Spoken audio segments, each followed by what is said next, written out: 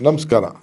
ಎಲ್ಲ ನಮ್ಮ ತುಂಗಭದ್ರಾ ಅಣೆಕಟ್ಟಿನ ರೈತರಿಗೆ, ಕರ್ನಾಟಕ ರಾಜ್ಯದ ಎಲ್ಲ ರೈತ ಬಂಧುಗಳಿಗೆ ಒಂದು ಸಂಭ್ರಮ ಆಚರಣೆಯ ಪವಿತ್ರವಾದಂತಹ ದಿನ. ಕಳೆದ ವರ್ಷ 19ನೇ ಗೇಟು ಹಾರೋದಾಗ ಕೇವಲ 6 ದಿನದಲ್ಲೇ ಮತ್ತೆ ಅಳವಡಿಸಿ ದಾಖಲೆಯನ್ನ ನಿರ್ಮಾಣವನ್ನ ಮಾಡಿದೆ. ಬೇಕಾದಷ್ಟು ಟೀಕೆಗಳನ್ನು ಎದುರಿಸಿದ್ದೇವೆ. ಅಂದು ಟೀಕೆಗಳು ಸಾಯ್ತವೆ, ಕೆಲಸಗಳು ಉಳಿತವೆ ಅನ್ನೋ ಒಂದು ಮಾತನ್ನ ತಮ್ಮ ಮುಂದೆ ಹೇಳಿದ್ದೆ. ಇವತ್ತು ಮತ್ತೆ ಎಲ್ಲ 33 ಗೇಟ್ಗಳನ್ನ ಈಗಾಗಲೇ ಮತ್ತೆ ಹೊಸ ಗೇಟ್ಗಳನ್ನ ಅಳವಡಿಸಿದ್ದೇವೆ.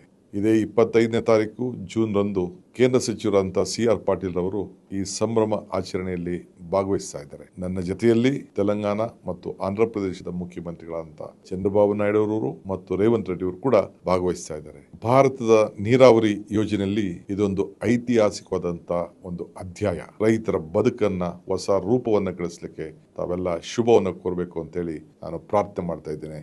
ನಮಸ್ಕಾರ.